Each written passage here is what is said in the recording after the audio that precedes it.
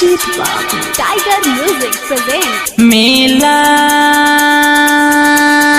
देव घर के मेला देव घर के गहुआ जवार सब साथ जाई हो बाबा धाम से रुमाल आई हो मेहदार से रुमाल आई हो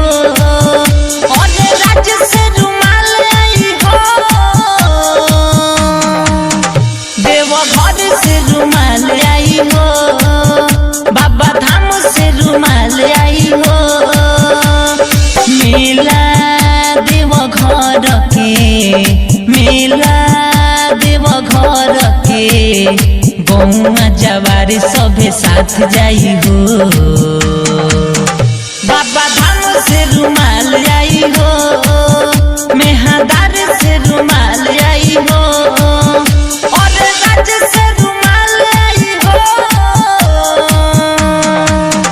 बाबा धाम से रुमाल आई हो Mukesh Chakiya presented by Tiger Music Tiger Music Tiger Music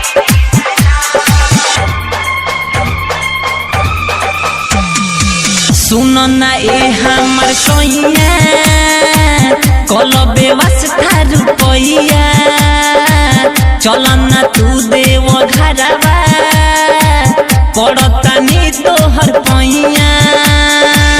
हमारे बतिया ना ऐसे टूटाल कान्हे कमारवा राजा उठाल मिट जाई सब दुखावा करी है दाया बोले दानी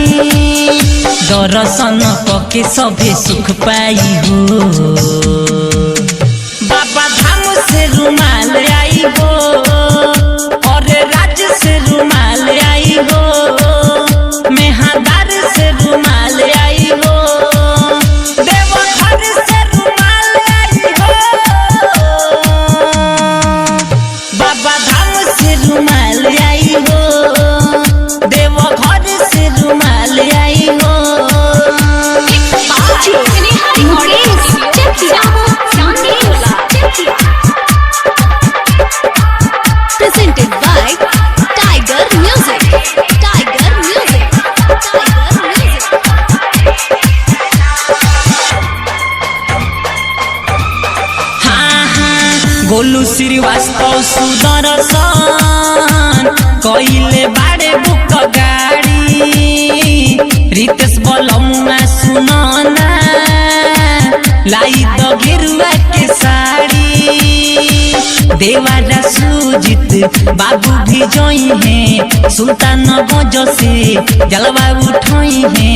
बन जा शिव के कमरिया बांधिल माथे पगड़िया कोके दर्शन सभे सुख पाई हो बाबा धाम से रुमाल आई हो और राज्य से रुमाल आई हो